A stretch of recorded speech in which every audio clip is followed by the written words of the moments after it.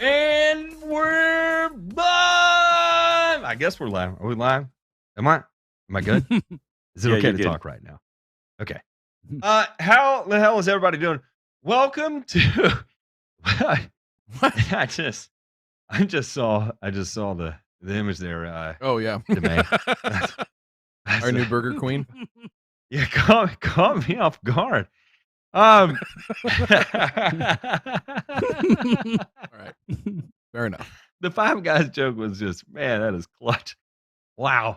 How's everybody doing? Welcome to another episode of Thirsty Thursday. My name is Matt. Sometimes I go by the Grass Factor. Martin alongside me is we have Mr. Ryan DeMay and Ray Ito. For those of you that are tuning in for the first time, what we do on Thirsty Thursday is sometimes we hop on here and we just hang out. Sometimes we hop on here and we just answer questions from the crowd. Other times we hop on here and we invite a member of the community to come on and talk to us about whatever it is they got going on. It could be business questions, it could be project ideas, it could be just venting about the things that are bothering them in life, business, or even love. We can talk about it all. Can't say we discriminate that way. And you have to remember as you approach this that we are equal opportunity on the show, meaning we start at the baseline that we hate everyone equally, and then we will work our way up from there. Because if you start at the bottom, you have nowhere to go but up. And so if you are into that kind of thing, then by all means, welcome home. If you're not into that kind of thing, well, no harm, no foul. I'm sure there's someone else out there on the YouTube space that will make content to cater towards you being really happy and making you feel good about everything that you're going to encounter in the day. That is not us. Unfortunately, you may find yourself laughing. Unfortunately, you may find yourself entertained. Unfortunately, you may find yourself angry. And unfortunately, you may find yourself in a position of wanting to drink copious amounts of alcohol. And that is okay. It is by design that the panel that you have in front of you here is to bring forth three views, sometimes in a line, sometimes wildly different. And it is the contrast of personalities, the contrast of ideas, the contrast of experience that makes this exactly what it is. That is enough de-sucking for the or sea-sucking for the intro of the show here. Gentlemen, how in the hell are y'all doing? It was a little toothy, but I came. Other than that, it's oh look at this. All right, so listen, I've got to set the table. So angry. I've got to set the table here. So Matt, makes me so fucking when you're hanging out with your boys, and maybe even like your wife too. This can happen in any relationship as you get older. But Matt made the cardinal mistake. You fucked up. Can you admit that you fucked up? He told us what really, really, really bothered him. And that was the word used in the context of feeling good, having a good time, the word vibe. So for the last, 6 weeks or so, something like that, everybody has gone out of their way to make sure Matt is feeling the vibe, so much so that some unknown person in our community, our fledgling community too, one that we fight real hard for and don't have a lot. It ain't much, but it's honest work, even if you're from Arkansas and or Mississippi or Ohio or Hawaii. I mean, really, any of those. But we got Matt a shirt that says, what does it say, Matt? What's it say? Show us again. It says it's a vibe. Doesn't it feel good to wear that? So I thought this was good because you know why? Because you'll never have to say it as long as you wear it, because I think that was your big thing, is you were worried about saying the word, and now you can just be like, there. Yeah. I don't mind saying the word, period. It's what you will never find me do is use it in the context of describing the emotional feeling of a group, right? Like, and I'll use this as an example to demonstrate my angst or just general disdain for the word in general. For instance, hey, me and the buddies, we went to this English bar the other day called the Union Jack, And there was just such a terrible vibe. That to me is the grossest, laziest demonstration of word usage I just think I could ever come across. It sounds Well, listen, so just I don't know, fucking Gen Z. It just sounds so Zoomer to me that I mean it's literally the shit I hear when I come home from work and my son's trying to get 10 minutes of YouTube videos in because he knows that I'm an absolute asshole about just coming home and watching him just spaced out on YouTube. He's trying to get in his 10 minutes, and I'm trying to talk to him about how school's doing because I work a lot, and so I don't get just a significant amount of time to ask him a lot of questions. And I want to hear about what girls he's got a crush on, or girls have a crush on him, or dudes, or whatever. I just want to talk to him about his day. And in the background, I hear some dude talking about vibing or whatever that's going on. Like, oh wow, yeah, we're over here to this game. It's just such a vibe, and I'm like, God Almighty, fuck this thing, oh man! It no. makes me want to rip my TV off the wall and take it to the backyard and set it on fire. So it is what it is, and I'll take this. I deserve all the smoke for it, and I'll take it. And so that's why I'm proud. I'm proud to wear this shirt because it means people care enough about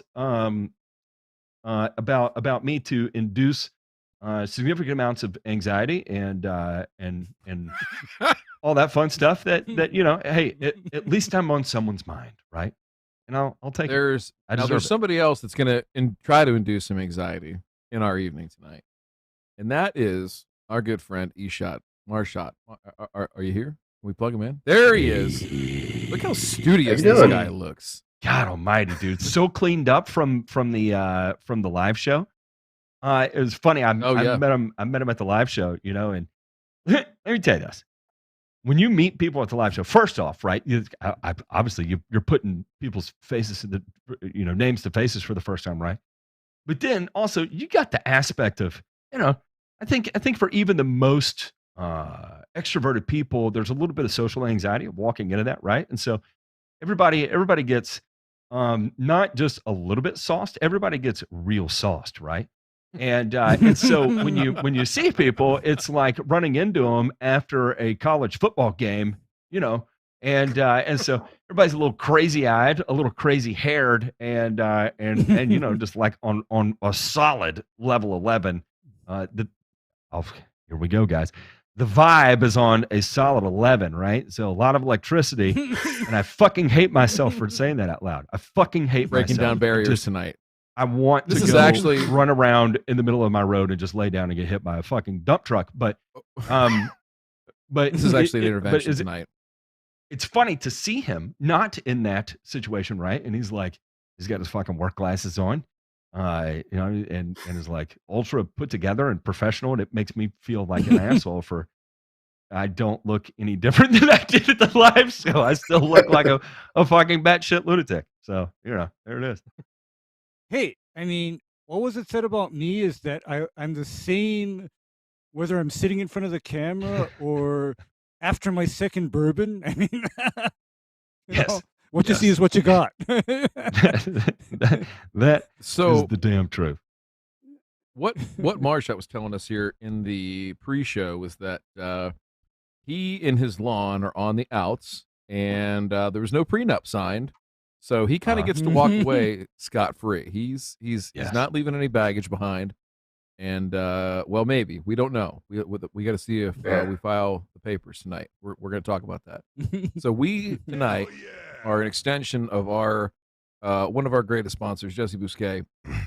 We are his turf lawyers tonight, right? We're gonna see how we can settle this dispute with him and his lawn. So, lay it on us. What are you doing here, man? What is brought you to talk to three absolute degenerate pricks about your lawn? So I moved to St. Louis after college and lived downtown for a while. Ended up getting married, having a couple kids. Decided I needed to build a house about an hour west of St. Louis, and got an acre and a half. Sounds logical. Had a house built in 2019, And one of the things that I elected to do, as instead of hiring somebody to do, was put the yard in. I had some kind of idea of what I thought I wanted. Growing up in northeastern Ohio, I thought bluegrass was a great grass, and that's probably where I should go with it. I'm quickly learning that that was a mistake, and there's a lot of other mistakes that were made between then and now. Um, the crux of it is I'm kind of ready to drop back and punt. But that being said, I've got 2 4-year-olds that are playing in the yard every day, and I don't want to go full scorched earth and create a mud bowl for this whole summer while I make that transition. So I'm looking for what's the way to do that that makes some kind of sense. I feel like All right. I think an example I had today Okay. was that I'm asking how to run a marathon without stopping smoking, but that's Eric? Okay. Ripping I'm heaters. Hang on, familiar- before you look, you are going to get 3 of the wildest, most polarizing opinions ever on this episode. So that is a beautiful, beautiful thing. Okay, Ray, go ahead. Okay. Eric, I have a procedure that I use on Yes. instances where I'm not allowed to bring in the bulldozer. Okay. And what that is that my understanding leading up to this Ammonium show nitrate is that fuel you're oil. giving serious consideration Oklahoma. to replacing your cool season lawn with Bermuda grass. Am I right? yeah, that's Giving where I want to consideration. be is Okay. Bermuda ultimately. Okay. So short I'm and just not sweet. sure how to get there. There's a way to plug or implant Bermuda grass into your existing cool season turf in the springtime and then proceed to treat that lawn like a warm season grow in. And what's probably going to happen when you do that is your Bermuda grass is going to thrive under the additional fertilizer and attention, and your cool season grass is naturally going to not be able to take the heat and is going to slowly fade away. But then in that time, you will still have some kind of a turf cover because you didn't bring in the bulldozer. Okay. So- I mean that's just We're that's off just to a my good start thought so because- far. Yeah, because I've had situations where I've been called in and the person tells me, you know what? I hate this grass. I realized I fucked up by having it installed here, but I don't want the back lawn to turn into a crazy, muddy, dug up mess. Is there another way? And then right there, a light bulb goes in my head and says, okay, how about we implant plugs of another grass into this existing lawn, and naturally what it is that what is implanted is more suitable for that area than what was there in the first place. So naturally the plugged in or implanted grass becomes dominant, and the undesirable grass just gets overtaken or buried because it can't handle, it can't deal. So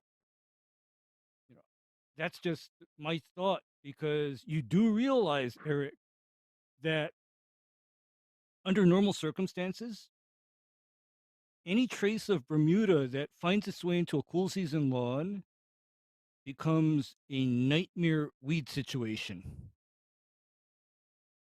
It's Right, just yeah, you that can, I'm telling you, driving around, I'm just telling, you can see that Yeah. for sure.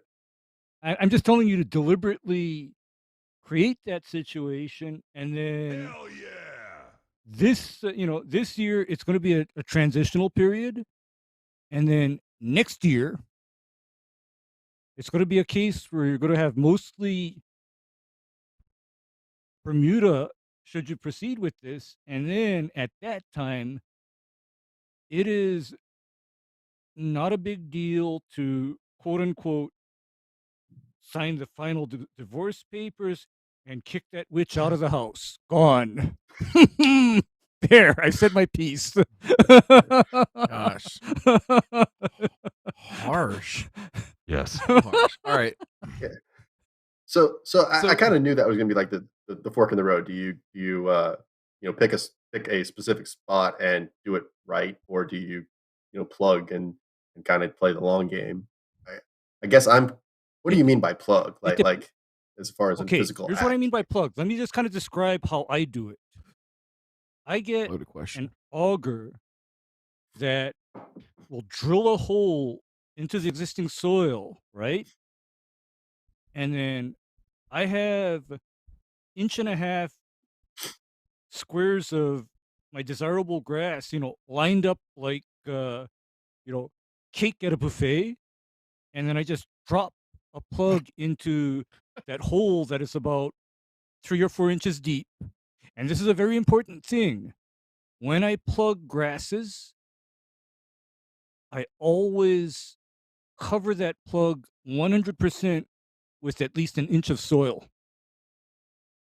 And the reason why I do that is because that textbook way of plugging where you see all of these little tufts of grass sticking up like a hair transplant job, when you do that, you then commit yourself to having to water that area 2 to 3 times a day to keep those newly implanted plugs wet.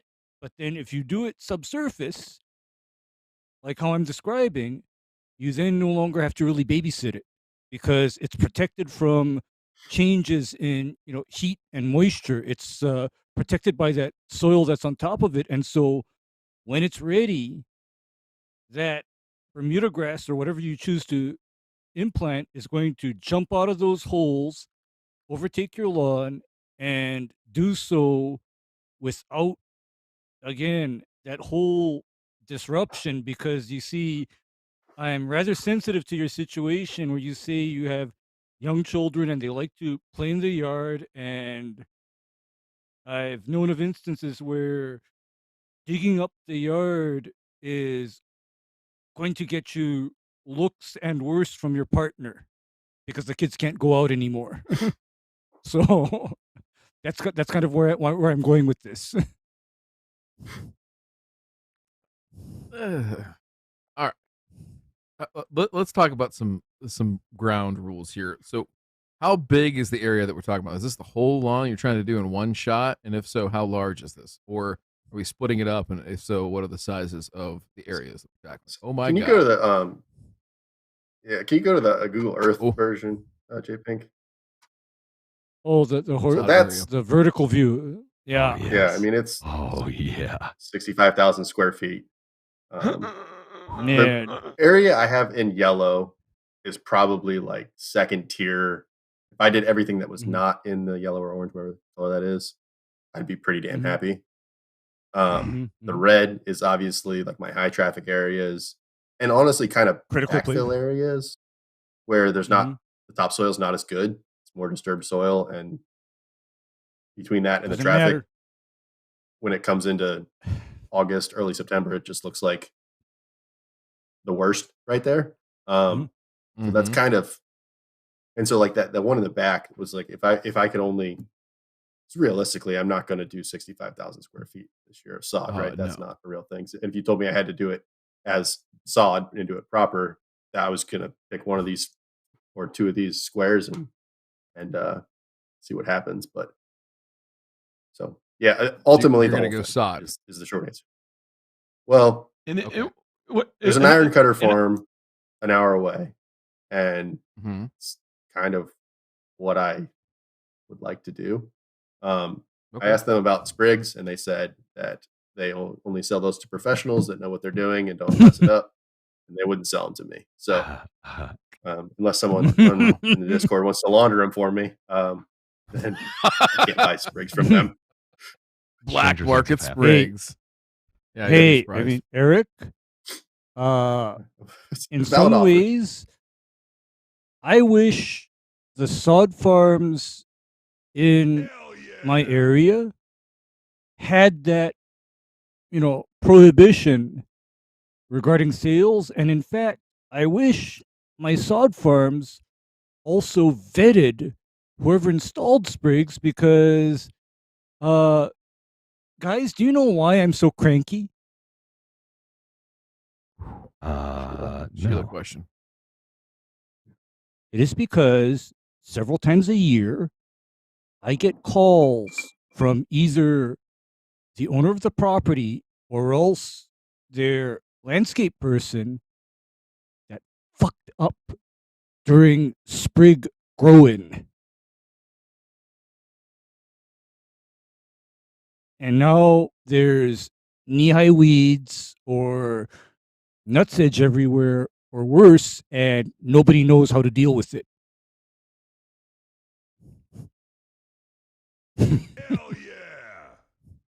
So, all right. Let me give you. Well, actually, I need another pre-qualifier here. What is a reasonable amount of time to go from mud to Yeah. a walkable area? Shit. Very, very Tomorrow? little. Like I'll say 7 to 10 days. Okay. Whoops. So then Ooh. what you have limited yourself to is sod, without a doubt. J Pink, can we go back to the overview here of the Google Earth photo? And you said priority in turn. If you had to prioritize these 3 red squares, you're saying the one on the back of the house is of the highest priority. Is that correct? Yeah, I've got like a big covered patio in the back there, so that's 90% of where we're playing and is right there. As big Uh-huh. swing set there now, and that's where cornhole happens, kind of flattest part of the yard. Just kind of natural barbecue place. And that's, I guess, maybe the to back up a little bit. I mean, that's I have a lot of barbecues. I have a lot of nieces and nephews that come over and run around, and we use the yard a lot. And frankly, it just isn't a good yard to use right now. I mean, it doesn't look good, play good. Doesn't it's I have to mow it at like 3.5 inches just to get it to somewhat resemble green. And I'm not really looking for the color as much as just the quality of grass to kick a soccer ball in around, kick your soccer ball around. Oh, and it's understood. not accomplishing that Understood. today. So Understood.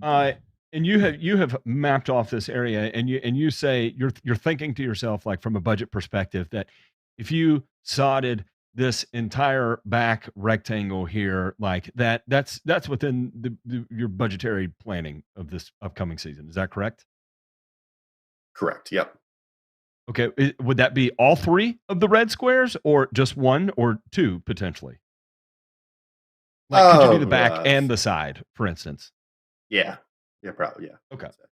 Okay. So, JPink, if you don't mind, throw up the before picture I sent you, and then we'll switch to the after. And I'm just going to put this out there to demonstrate the veracity of Bermuda grass in general, right? And I can give you the dates on these based on the file name. So this first one here that we're looking at is July 11th of 2015. And then shortly after I got the phone call about this field, right? And this is afterwards, and this is September the 3rd of 2015, right?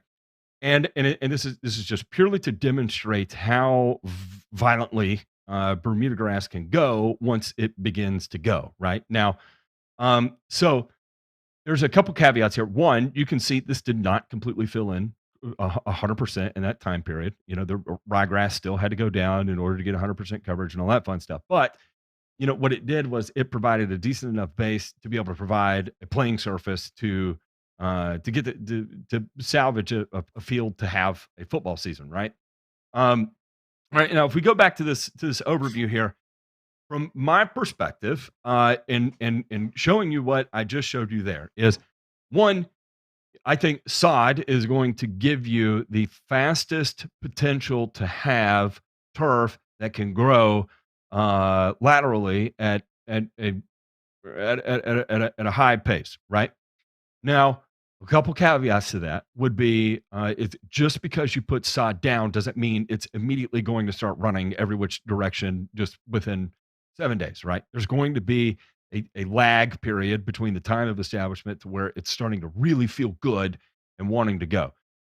Number 2 is that you're going to have to strategize, about creating conditions to want for the grass to want to move into a certain area, right? And a lot of times that can be like eliminating competition. So, in some instances, that means, like killing an area to provide less competition for an area to be more favorable to grow into. Assuming, again, another caveat here would be adequate soil moisture.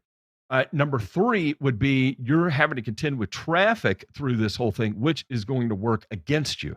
So, why I would recommend picking 2, for instance, like the back and a side area, is that that will give you an area less impacted by traffic to also use as a meeting point for a high traffic area that may not be able to grow as aggressively because it's undergoing its own repair.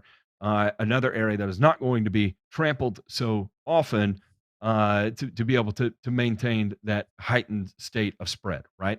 So if it were me, and I'm going to assume that your highest traffic area is going to be number 1, your second highest traffic area is going to be the area in the front of your house. I'm sorry. Number 1 would be the back of your house. Number 2 would be the front of your house. Number 3 would be the side of your house. It's just my guess right now.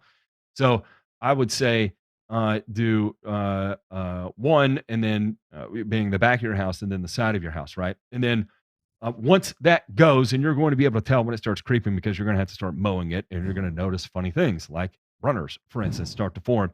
And then that's when you can start making your strategic applications of herbicides in order to clear off an area for your Bermuda grass to run into.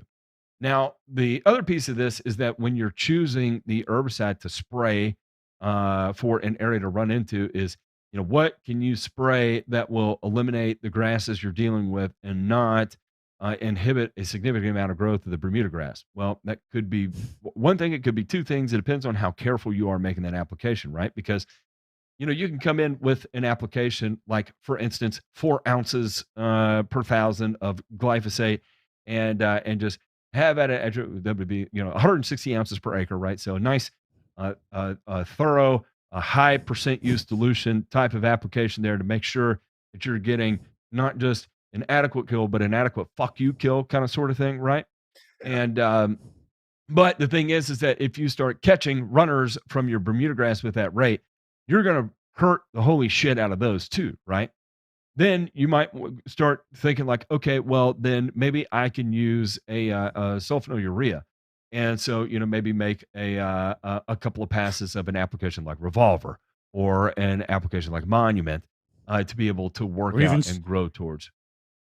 or even Or Celsius will work on this application where if you hit the perimeters of your red area with Celsius herbicide, that is so detrimental and damaging to cool season grasses, yet at the same time, it is very gentle to the Bermuda, and something like Celsius even comes into play should you decide to do what I initially suggested and just plug in Bermuda. And when you see that Bermuda start to run out of those holes, make an application of that Celsius, and it's magical because the Bermuda is not inhibited or harmed, but the cool season grass may not be outright killed, but it'll be severely stunted and set back. That's the beauty of doing this selectively, because make note of how at no time did I suggest you go in and put down 3 or 4 ounces of glyphosate to the area that even you want to plug, because you are going to plug in place in your existing turf. And when the Bermuda is visible, that's when you say bye-bye to the old cool season. So I just wanted to throw that out there as an alternative to plugging, right? Because you could literally trade effort for budget, right? And invest the budget in nitrogen, or be able to probably reduce your nitrogen to a more reasonable amount, and replace that cost with effort, right? Of making your herbicide application, backing down a little bit off your nitrogen rate, and then replacing it with plugs, right? Because that's going to give you another point of spread, right? And so the beautiful thing about a It's plug actually is that as you physically remove it and then you implant it in an area where grass wasn't growing previously, and then you backfill the plug that you pulled with like a scoop of sand or something, right? And now you've got another grow point where you didn't previously have a grow point, right? And then you can rinse, recycle, and repeat that. And the beautiful thing is that where you pulled the plug, that will fill in relatively quickly. A couple, 2, 3 mows, and you're going to be back in business there to go ahead and start pulling another plug, right? And or you can pull 10 plugs at one time, or 50 plugs at one time. You get to dictate the amount of effort that you want to pull there. Now, I'll say this is that when if you you're want to. just Hmm. yeah, when you're just going to grow it through fertility, you're going to be running, 3/4 of a pound of nitrogen every 30 days, and you're going to have to mow it like you own it, kind of sort of thing, right? And just understand that, it's this year's going to be brutal. It's going to be brutal. We're going to mow a lot, but chances are we could probably grow in 20,000 square feet of grass if we play our cards right. Actually, Matt, uh, J Pink has his soil test results, Yeah, and let's take a look I at this. saw something on yeah, I saw something on those soil test results that is not, oh God, we can't grow Bermuda here. But I am going to say that if this is not addressed, ability of that Bermuda to thrive and grow may be limited. And you know what I'm looking at, Matt? Yeah, I think you're with sod down, a little ammonium phosphate is your friend there. No, actually, what I'm looking at is grow-in fertilizer has to be 1 pound of NP and K, respectively, from 111. No matter You what do that too. no matter how you decide to establish this. And the other thing that I'm looking at as well is his potassium levels, because I find that the limiting nutrients for Bermuda growth and health and vigor are P and K, because this, as a cool season lawn, these numbers are perfectly acceptable. This works for a cool season lawn because cool season lawns don't need as much. But you take a grass like Bermuda grass that has a high, growth potential, especially during the summer, it's basically a growing child. It has to be fed. Now, Okay, I'll push so back. I'll push this has back to be a little fed. bit in this instance, that I can't say I've ever directly attributed K levels of 135 as creating any issues for Bermuda growth, but it definitely at 14 pounds of phosphorus, like without a doubt, I'm definitely getting P down during that grow in process. Um, if not just at time of sod, in one of those applications after the fact as well too. But I'm not stressing over 135 parts per million of potassium yet. Yeah, well, and the reason why I'm saying 111 is because what is Probably the most cheapest thing to easily available?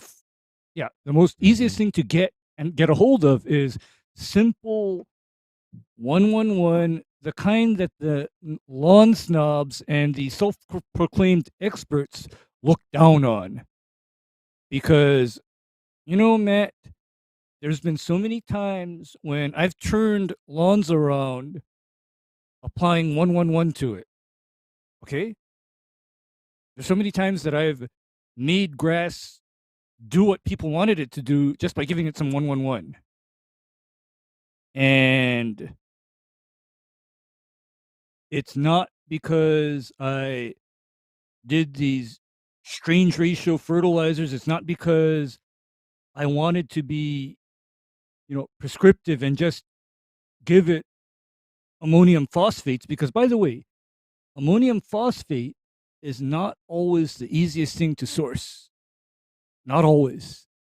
Well, as I mean, part of a quote unquote starter fertilizer or a 111, most times it is going to be ammonium phosphate will be your derivative. Actually, going and sourcing ammonium phosphate, yeah, that's normally pretty hard to find. that's a bit hard. Yeah, man, it's not that easy Yeah. to just get because the so-called prescriptive approach would be to just apply ammonium phosphate without any K. But then in this case, it's easier to get a 111 and cover everything, and you're done. Keeping it simple. So do you hear the two contrasting approaches here? Aaron? I do, and to be frank, I thought they would come from the opposite people. I thought that those were the two options. I thought that you would be in the camp of kind of spread some sprigs and fertilize the hell out of it and make it spread. And then I thought Ray would be you need to pick X number of square feet and lay sod and get it growing in strong, and then from there you can pull plugs and do what you want, but tackle it on a bite by bite basis.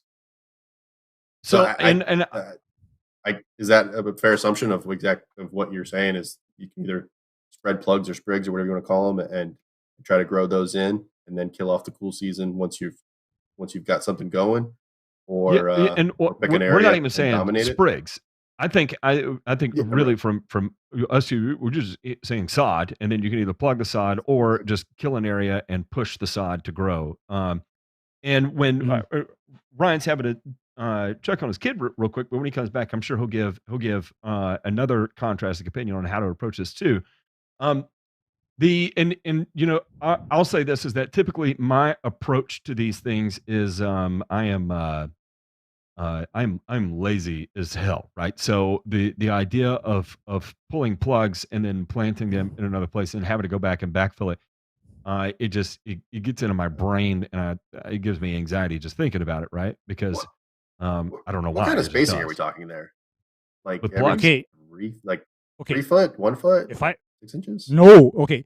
If I plug, imagine plugging on a 6-inch center in the areas that I intend to establish. And again, the way I even deal with plugs is I have a sheet of sod from the sod farm that I cut into those 1.5 or so pieces, and I have a drill set up, and I'm drilling the 3-inch diameter holes rapid fire everywhere I want a plug to go down.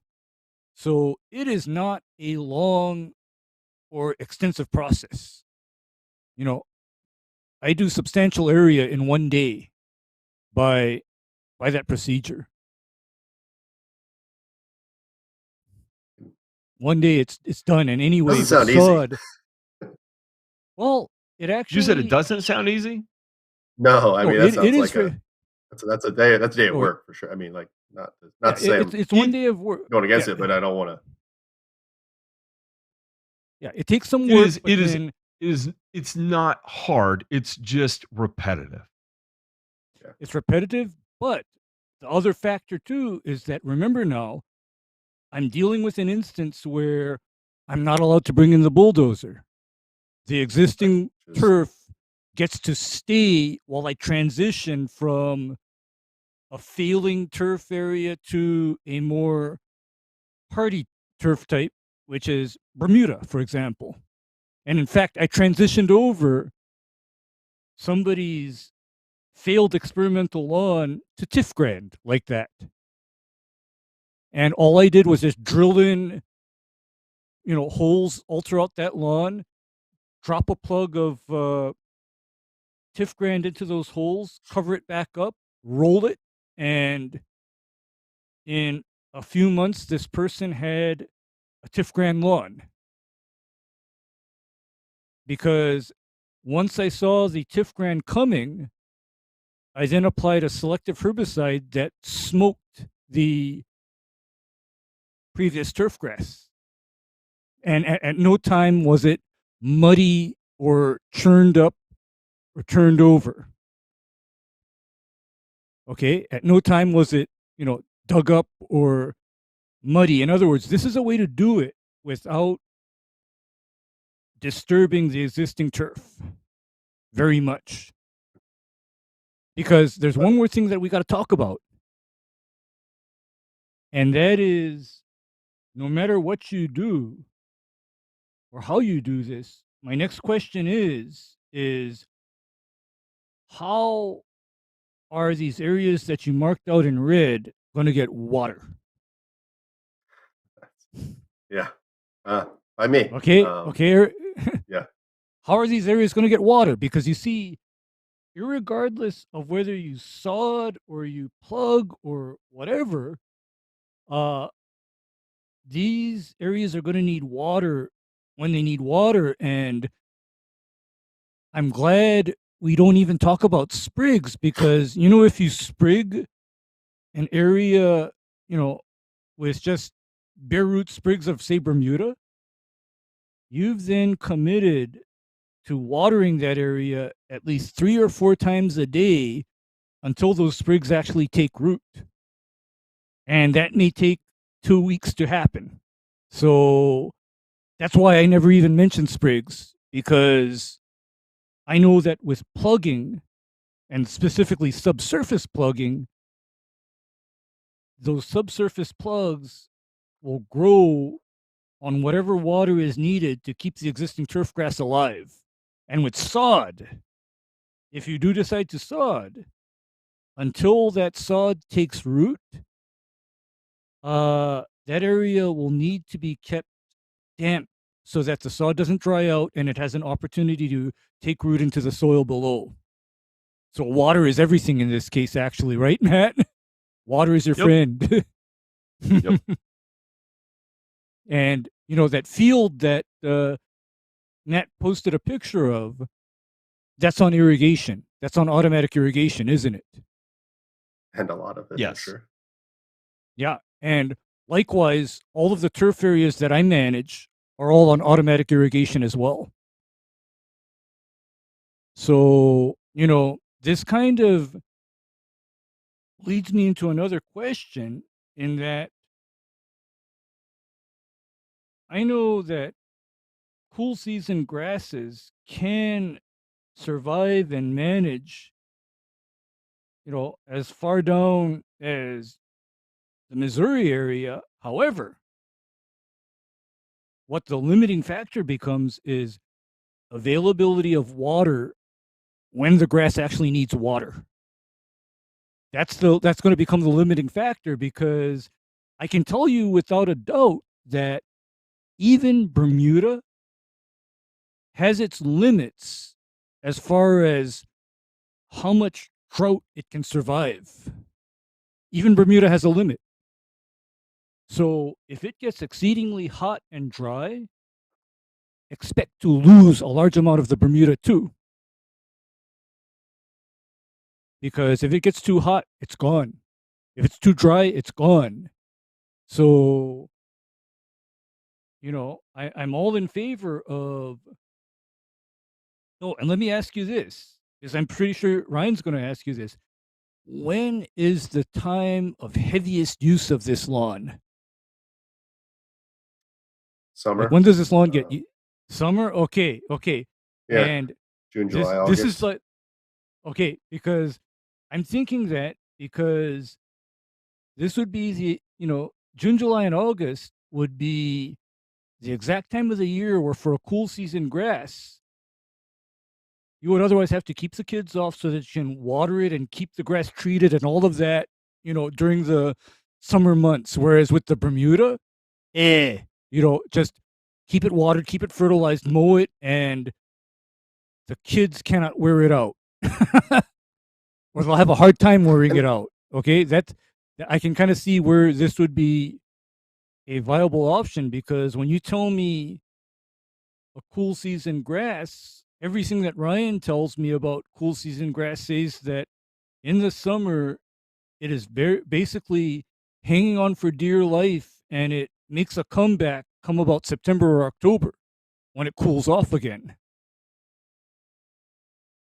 Yep, that's S- and And you of see what course, survived the summer. It's not 100% in ours not in St. Louis. 100% exactly. So Yeah, again, but that leads me to, no matter what you do, a key to having a functional lawn is going to become supplying water. Okay, that's going to be the crux of the issue, is supplying water when the lawn needs the water. I mean, you're not going to need water in the fall and the winter, but then you're certainly going to need the water in the summer, no matter what you do. yeah. Yeah. But that being said, is it reasonable to expect the Bermuda to need less water to Yes. behave better Yes. It's with going to. longer periods without water? Okay. Okay. Here's, to give numbers to this, is I've dealt with Bermuda on what's called an irrigation or ET deficit. And what that means is I'm supplying water to that Bermuda at amounts less than the estimated evapotranspiration rate. Whereas with a cool season grass, you try to short its water during the hottest part of the year, what you saw happened at your house is probably going to happen to it. That's not going to make it. So if you put Bermuda and a cool season grass side by side, it will literally perform a lot better on an irrigation deficit versus the cool season grass any day. And the funny thing about Bermuda is that the hotter it is, the better it grows. Yeah, that's been just shocking how hot it gets here in the summer. Well, I mean, It's because incredible. Yes. actually it's not shocking to me, and I'm specifically thinking about how ideal Bermuda growing weather is actually daytime temperatures above 90 and nighttime temperatures above 70. That's ideal conditions for Bermuda. That. Literally.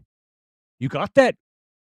Okay, perfect. Then you literally have no business growing cool season grass. There. Okay, you got no business because those temperature conditions basically are the temperature conditions where cool season grass just dies. Dies. There it is. There it is. All right. DeMay, we have given him a lazy way to do it. We have given him a little bit more effort way to do it. Where are you at on this? What would be your approach at tackling it? So, if I heard correctly, I want to make sure. I'm going to go full consultant here. Okay. So we know that the backyard is probably most important, right? I'm assuming the side yard is probably the second most important, and the front is the third. Is that accurate, or would you change the order there at all? Yeah, I would say that's accurate. I would say that the back is the worst condition. The front is the second worst condition, and then that on the kind of east side of the house doesn't look terrible. I mean, it doesn't. It struggles at times. But from a use standpoint, like what you want. Use side, highest use is enjoy. the back. Second highest is that side yard. The front yard is actually kind of sloped a little bit. That's just nobody plays there. There's a Ron Henry video for that. Just check that out. All right. So, yeah. Anyway, so okay. And if I heard correctly too, that budget wise, there's probably enough to do the side and the backyard maybe like this year, and then kind of see how that goes before we pull the trigger on the front. Is that fair to say? Yeah. I would probably throw some. Like I would probably do half of what's in the front. I would get the first X number of feet off of the sidewalk because it's essentially dirt right now. I didn't overseed last fall just to kind of see what. So I guess to take a step back, so put the yard in 2019 in the fall. So it came out 2020. I did a heavy overseed in the fall of 2020 because it was still kind of had some gaps and was just it needed some love. It looked really good. That next spring came out looking good. Summer just destroyed it. I thought it was all dead. As I overseeded it that time, I actually went with like a power rake and drop seeder, split seeder, and did that Mhm. because I thought I was just reseeding a yard. I went 100% fescue at that point. And 2 or 3 days later, it comes back like gangbusters, and I don't know if it was just waking up what was there or it's the seeds, but either way, it looked pretty good. So I kind of convinced myself that it was just waking up what was there, and I kind of happened to time it on the weirdest day of the year to seed. Um, so I didn't seed this fall, partially because I knew I was doing this, and partially to see what the hell would happen if I didn't. And it was mostly dead, and we got some bare spots today. Um, Okay. Okay. that's where we stand. All encouraging stuff. Wow. Okay. So the other thing too, I have a pretty good suspicion based on looking at the aerial photos, but no irrigation anywhere, right? You'd have to run hoses. No to irrigation. Correct. Okay. Okay. Is the ability to go out there and like pull a hose or set some sprinklers up on timers and all that kind of stuff, like is that in the cards, do you think? Yeah, I mean, it's honestly probably within the red circles. Oh well, everything outside of the yellow, I can keep up with. If I wanted to do the entire yard with hoses Yeah. and timers, that's asking a lot. Okay. But I would say everything outside of that yellow is kind of what I watered on seeding. I managed to keep that pretty good on the initial grow in 2019.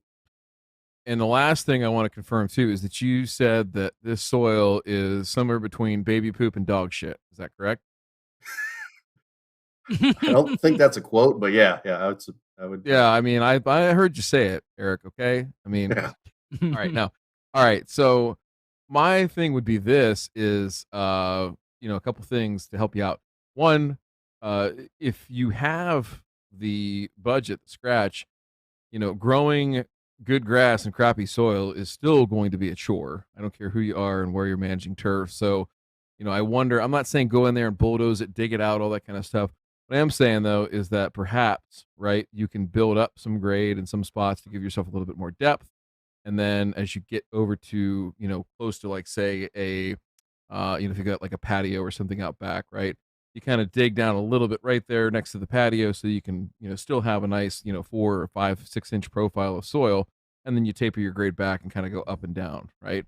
So there's an opportunity there, I think, to maybe bring in some better soil. And that's going to help you in the long run, not only grow turf, but be able to manage moisture a little bit better and all those things, right? So that you don't have to pull the hose out quite so often and maybe do that. So that's one thing that I would strongly consider if I were you to maybe look at doing. Obviously, that adds a little bit of complexity, but I think overall, short, medium, and long term, you're going to be a lot happier than saying, "Man, I had this great opportunity and I spent all this money on sod and I sodded over baby poop, and I'm left with nice grass on baby poop, and that's not good." Trust me, I grew a lot of Ray grows a lot of that. I grew in a lot of that. Matt's grown a lot of it. It's not fun. Okay, so look at the soil piece there. What? Actually, the whole thing is that already with a yard like that, I will not entertain pulling hoses. Not entertaining it. Because just no, absolutely not. I mean, Eric's gonna buy himself a Geo Ripper and be out there with his shirt off, just going ham. Just watch out. Ray's gonna get commission too. Matt should get some Turfs Up Radio commission on that too. It's all right. No. The reason why I'm not a hose fan is because you heard it here. To get moisture and irrigation consistent and uniform in an area with a hose is that to me becomes complex. That becomes difficult. I mean, that's just another layer of difficulty, whereas several hundred feet of pipe buried in the ground takes away that complexity. And I if don't you're going to disagree. spend I don't disagree. and if you're going to spend money on a brand new grass, you're going to spend money on sod. I become personally nervous with the idea that that sod is not going to be assured consistent irrigation. Because that's I to think you me, can get established. I think you can get established with temporary irrigation to be okay. I think the But- thing, the pain in the ass is going to be is 2 summers from now. You know, if you get one of those famous July St. Louis droughts, do you really want to be out there pulling hose? That's the question. Like, so don't think about it so much on the establishment. Think about it like, if this is going to work, this is going to be a, 15-year investment. I don't know, 20 years. Who knows how long 15, before you 20, decide to, or else Bermuda, what I know about Bermuda is that Bermuda can be eternal because, for goodness sake, I take care of an area of Bermuda that's over 60 years old. Seriously, it's over 60 years old. So I bet you Matt it's in not. some of those Augusta neighborhoods got 100-year-old Bermuda. Yeah, exactly. So just think now, what is the limiting factor? And to me, it sounds to me like the limiting factor is when it turns hot and dry but still humid. That's your actual limiting factor, I think. So I'll give you this homework of just think about the irrigation system, right? And think about it in these 2 contexts. One, how are you going to water it temporarily? I always like the Ryan North setup where you get yourself, an MP rotator or a PGP, and you stick it on a pre-built piece of 1-inch PVC, and just those are way easy to get good distribution uniformity, way better than the half moon or the oscillating sprinklers or anything like that. So just try and get yourself some of those built so they're ready to go. Cheap, easy to use, can't go wrong with it. But think about, the long term. Here's the thing is that you could always go back in and add irrigation after the fact, especially if you have Bermuda, because like you open this up in like May, and if you have to, trench in some lines or rip them in with a geo-rip or something like that, like you won't even know that happened by the end of the summertime. So it's always something you can kind of have in your back pocket of, hey, get a quote, maybe see what it is or think about doing it yourself. I don't think it has to be a terribly complex system, and go from there. The things that I think from an establishment standpoint, sod's fine. You're not going to sprig. You don't have time. You don't have the political capital to do something like that. So let's not fool ourselves. Well, maybe further out in the yard you can do some FAO stuff later on in life. But let's get this done first. So sodding is important. The moisture management is going to be important. All that kind of stuff. I think what you're going to find, and this is going to be sort of some of the tricks that you're going to have to do. I saw J Farm put something in the chat. So let's talk about maintenance, right? And then let's talk about the problems that can come downstream. What do you need to be prepared for? Installation. Happy to take any questions, at the end of like, what should you do? How should you do it? But I think more importantly is going to be on the maintenance side of things. So let's say you get this thing sodded late May, early June. I think you're probably drop dead dates, probably like the 4th of July, and let's say we start going, what are you going to mow this thing with? And then what are you going to be able to do from a, cultural practice perspective to make sure it doesn't get all puffy and lumpy and, not be just not fun to deal with anymore. Not cool. Yeah, you're not going to like either one of these answers. That's okay. No, that's I generally reserve judgment. 48-inch zero turn is the answer to the first one, and that's kind of what we got in that. Oh, come on, Ray. Listen. Here's what I say. Oh my Wait a goodness. second. I'm going to show you. Ray, I'm going to show you a picture, and I'm going to. You can do it. You can do it. All right, listen, I'm gonna blow your mind here. Hang on. Let me get a good picture here while we're talking. And I guess one thing here's right the thing. on that is I would is it realistic to have one maintenance cut and like to mow it all the same? I understand that the cool season is not going to like it, No, but just from a practical sense, I can't no, like it's not. you know It's No, not. It's not going to adjust my work. no. deck height Uh, halfway through a yeah, stripe. it's not going to work if you are going to mow the Bermuda at the same height as your pool season. However, okay, I'm going to, agree partially with how, you know what, it is okay to mow Bermuda with a zero turn. However, in order to make that work, you need to do a hell of a lot more mowing on it versus if you were to just do it the right way and do it with a reel cut. Because the deal to making rotary cutting a warm season grass work is that you need to mow it so often. And I know it can be done in these sports fields where they have a full-time staff or an almost full-time staff looking after it. There. Can be He's not done. wrong. I agree. It can be done. I mean, however, looking at it from a residential maintenance standpoint, I know the practicalities of having to mow an area daily or almost daily. It's hard in a residential area, or it can be hard It's unless definitely you want to become, unless of course you want to become a YouTuber where that's what they do is they show off their grass that they're mowing twice a day because they're over fertilizing. But then I digress. yeah. Okay. Here, I'm gonna give you this picture first. And it's not really anything to look at other than just up close. But so here's the thing. I think there's no way to keep it all one height. That'd be difficult. Mm-hmm. Okay. So yeah, you're talking about changing heights. On the mower, You're yeah, talking about yeah. changing heights on the mower. How big are these areas roughly? Like, what are we talking?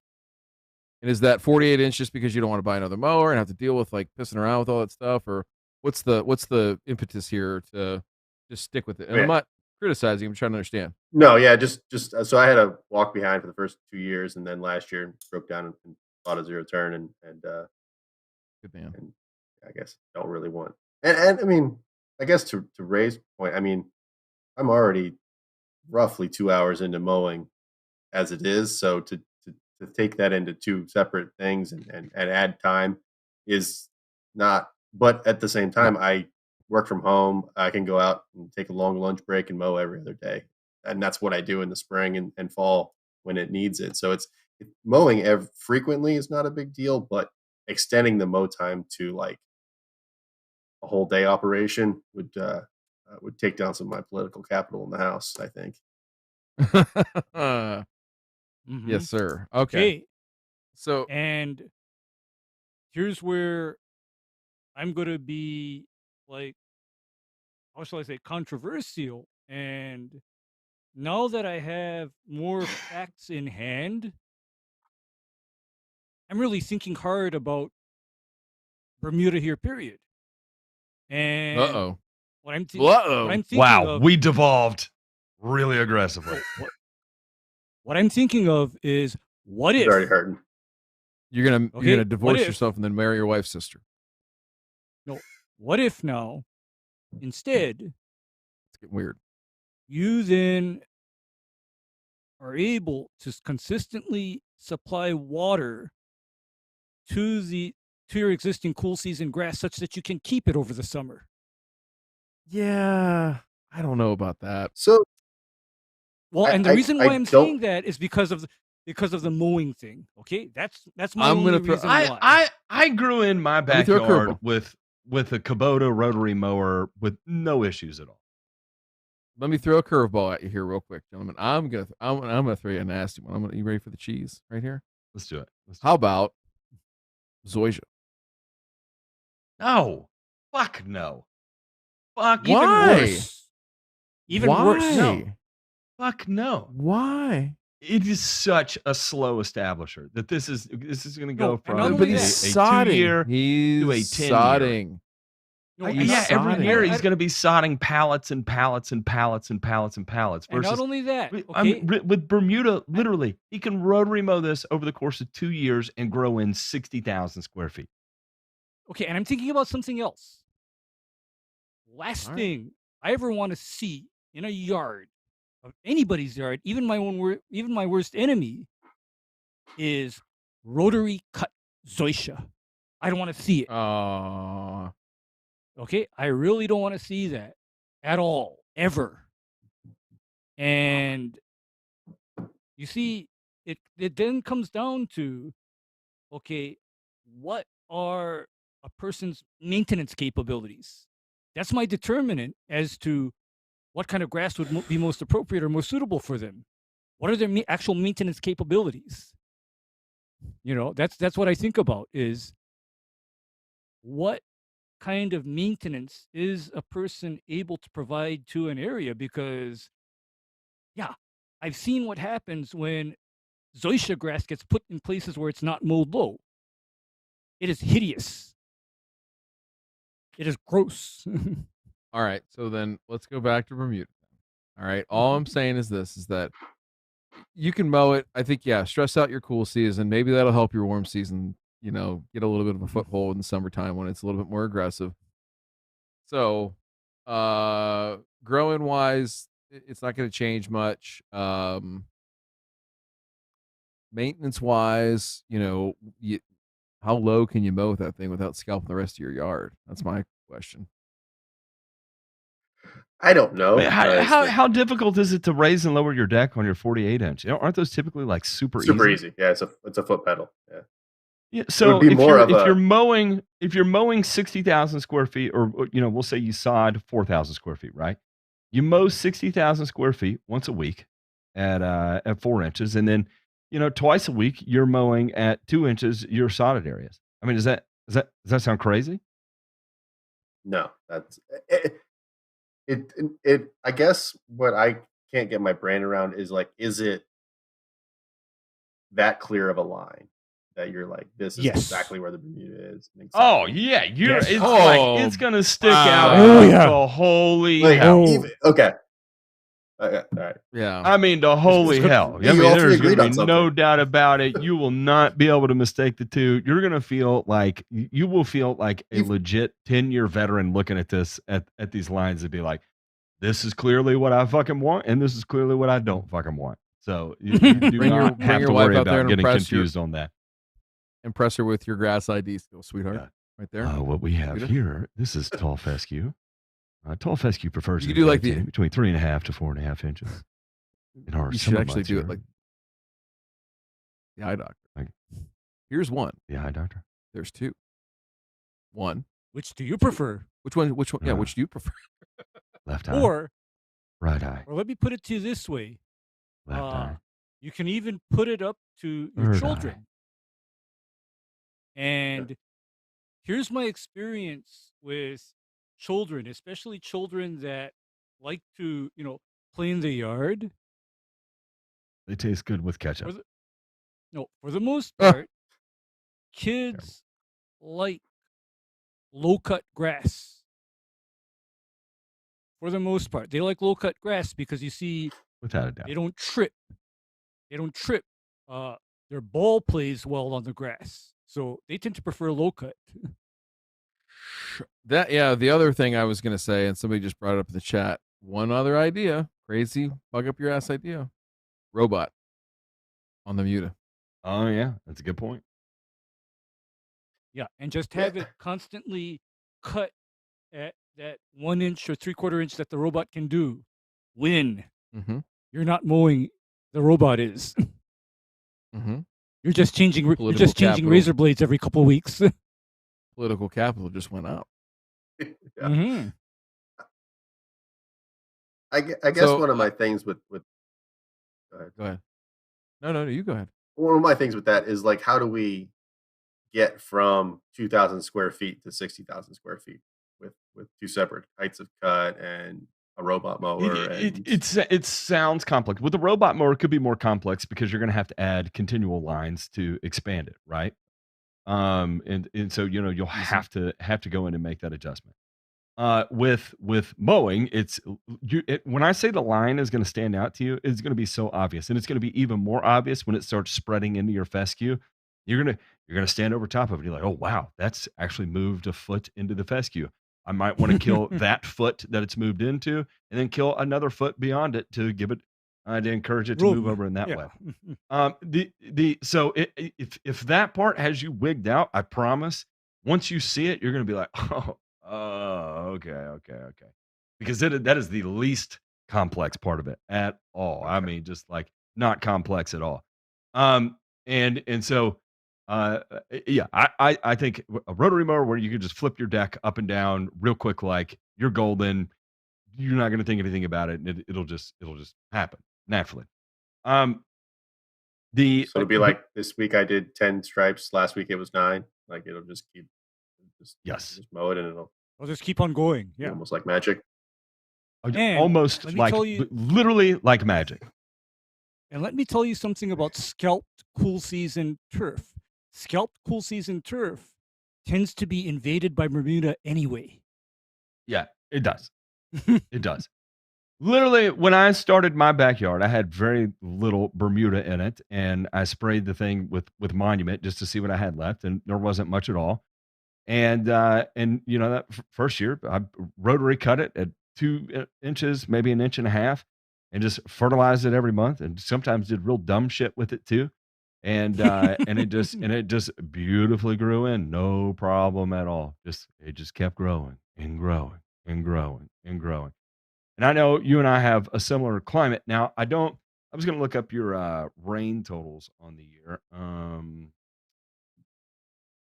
Per your zip code that was shared with and more us. important, and more important than rain totals, when that rain actually falls. That's the key question is when does it actually fall? Because rain at the wrong time of the year ain't no good.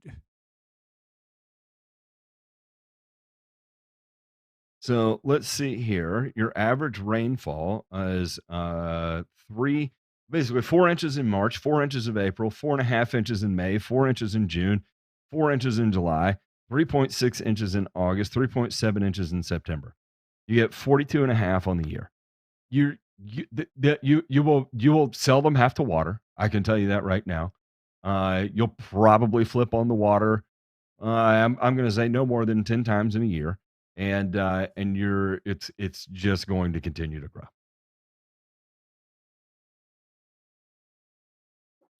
Yeah, I think I think you're going to be happier with it, like in terms of the texture, the look, the feel, all that kind of stuff with it closely mown. And when I say closely, J Pink, throw this up real quick. I'll give you an Here's average example. high temperatures in that same time period. Oh, no. April's 70 degrees. May is 80 degrees. June is 86 degrees. July is 91 degrees. August is 90 degrees. September is 82 degrees. October 71 degrees.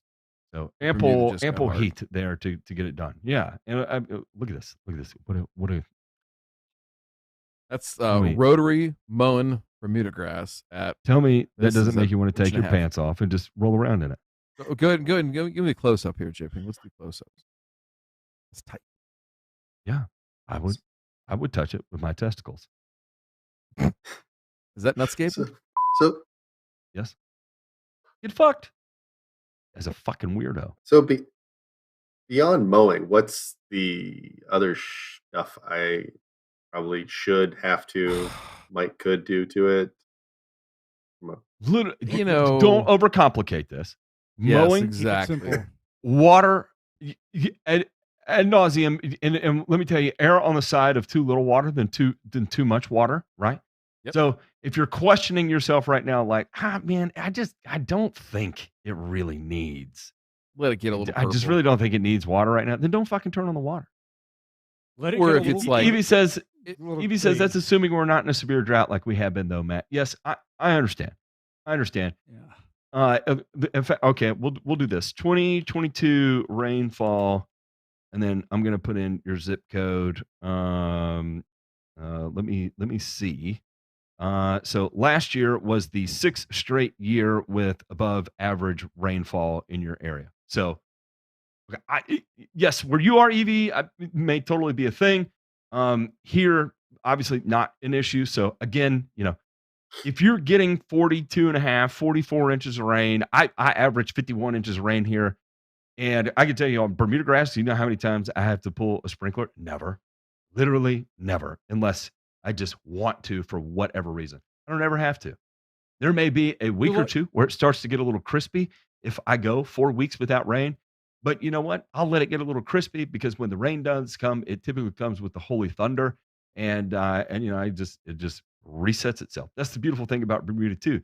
You don't get rain for 4 weeks, it's okay. You'll be shocked at how much it still fucking ends up growing. You're like, "This is crazy. I don't know what's growing right now. I haven't had rain in 4 weeks, but the motherfucker's still putting off runners." Doesn't make sense to me.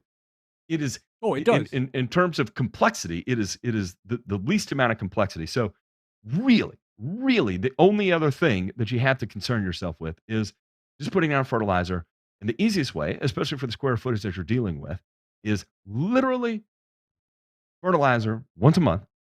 You can stick to that schedule once a month, apply 3/4 of a pound to a pound of nitrogen.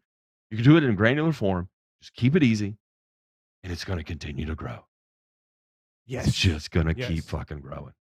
And if you're Yeah. feeling And real if you froggy, time it with the rain. Hey, I got rain coming on Thursday. I think I might fertilize on Wednesday. You know what? I've only got time on Tuesday and they're calling for rain on Friday. Fuck it. I'm gonna put it down on Tuesday. And you know what? It's probably not gonna make that big of a fucking difference to you. Or the grass. There you go. I agree. I think that, even mowing at a higher height, I think that'll be a little bit more uh Forgiving. little helpful. You forgiving for sure. 100% forgiving. I think, just basic stuff though. Keep your blade sharp. Just do the basics and see how far you get. Here's the nice thing. Here is the nice thing, especially as you seem like an observant kind of person, right? And you say that you're home a lot, so you're going to be able to look at it, and just probably go out there and stare at it from time to time. Maybe even admire it a little bit, fawn over it. Uh Keep your pants on. And during that time, I want you to make sure that you are, looking at what it's doing so that come the next year, here's the nice thing is that, spring and fall, you have a little bit of an opportunity with cool season grass, right? But spring, you're just trying to beat the clock before it gets hot as balls and, you hope that it can survive. And fall, maybe you get some rain, maybe you don't. It's a dry fall, whatever. With this stuff, if you don't like the way it looks and you think about it like all winter long, like, yeah, I could adjust it. You can whack the hell out of this stuff and just kind of start like have a reset, Yeah. early on in the season and kind of get yourself back where you want to be. So like if you say, you know what, it was just too tall and a little too lumpy last year. I didn't like that.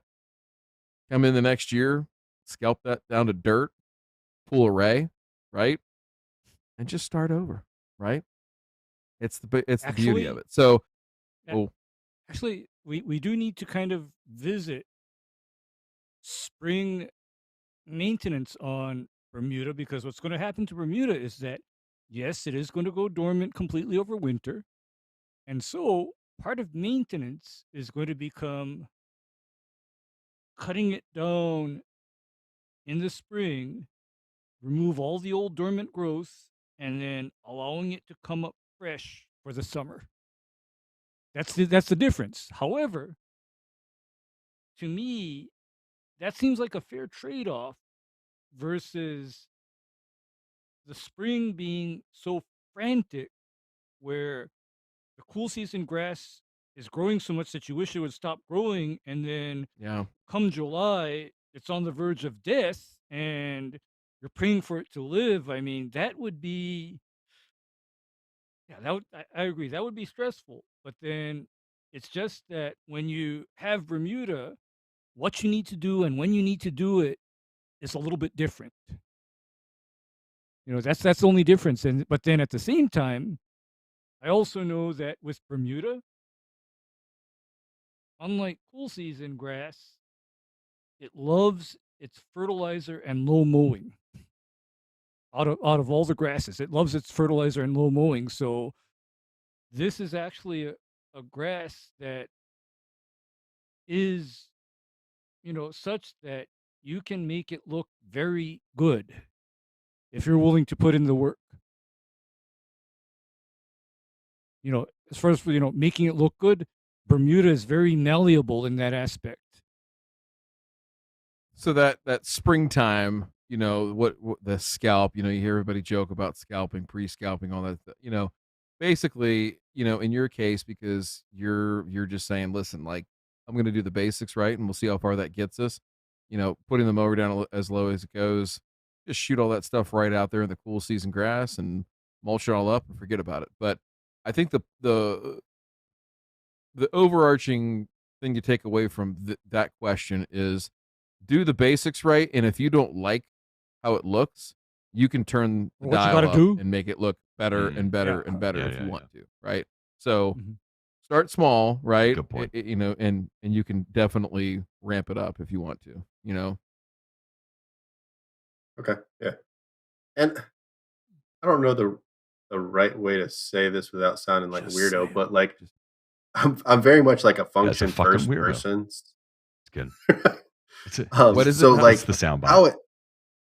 how it looks is kind of gonna be a result of how healthy it is, in my opinion. Like I'm not been out of shape about some color or something like that. I want something that like Right. it's Eric? probably a weird term, like it plays well. I mean, No, I know no. it's probably the more Durable. defined You term wanted than I something get but it. you want something I get it. durable. like that like I plays get it, like Eric. that you can enjoy Eric, and Eric, yeah, like Eric, I because that's get the it. cool And season people around us. Yeah, no, sorry. Eric, I get it because do you know why? I'm basically a function first person when it comes to turf and landscapes. Yeah. That's like comes first to me actually, in that if somebody tells me, "Oh, this doesn't look good right now," you know what I have to say to them? Okay? Because I'm more interested in the long-term function and longevity of that lawn and landscape. And so for me, this whole point about mowing it low has little to do with how it looks. It's about function. Okay? It's functional. Right. And that's I Yeah. kind of ran into that last year a little bit with my lawn. So like it was just getting too you were playing in it and it's too tall, right? It's mowing it at 3.5 inches and that's you're losing baseballs and it's everyone's pissed, right? So I'm like, Oh, I got a nobody's mower, I happy. can cut Yeah, it shorter. So by the time I get down to like 2 3/4, it's good, but I know damn well that it's not gonna like the heat when it comes around. But it's gonna. I'm kind of make that trade because it just makes sense to me. Like if I have a yard that looks good, but I can't play in it, then Can't. Mm-hmm. that's not the point, right? So Yeah, uh, Mm-hmm. yeah. that's one of the appeals of the warm season turf to me is that it's gonna behave better when I treat it like I want to. Actually, you're going to want it to take it beyond what you think, and the reason why is because functionally, it is not easy to make a rotary mower mow low without it scalping or yanking out grass. It's not easy to do that, okay? And I'm not talking about laser leveled sports fields. I'm talking about what happens in a residential lawn. Okay? It's not easy because I often get this misconception, for example, where people say, you're going to run a reel mower on that? And the reason why I run a reel mower on an area is because I know that I can get that reel mower to mow low without taking up chunks of the turf and the dirt and shooting it out the side chute. That's why I run a reel mower, is so that I can mow low without all of that, nastiness. And in Hawaii, when the mower grabs the grass and shoots it out the side chute, we call it a rat bite. Okay, so there's this whole thing about, okay, you can do it, but just think, when you do decide to go there, I know the reality of using a rotary mower is that when you do that and you want to try to make that rotary mower mow low, your ground has to be so smooth in order for that to work. It has to be super smooth. So let me ask this too, real quick, and I'm gonna jump back in here at the end and talk a little bit about winter kill and what might happen there. But Matthew, with sod in this climate, what kind of weed control, both in the sodding sense during establishment, do you think Eric might face in terms of pressure and all that, and then ongoing from a maintenance perspective, and knowing that he wants to keep it playable, durable, all that, but shit happens, and he might have to clean some stuff up. What would your advice be on herbicide usage? Where he's going to be at, it's going to be nutsedge, buttonweed, probably Kind your of number like wild one. onion. Yeah, okay, then yeah, Okay. you'll have to continue to deal with that, and maybe some less Pediza, something along that line. So, I think you could get away with. I would probably use.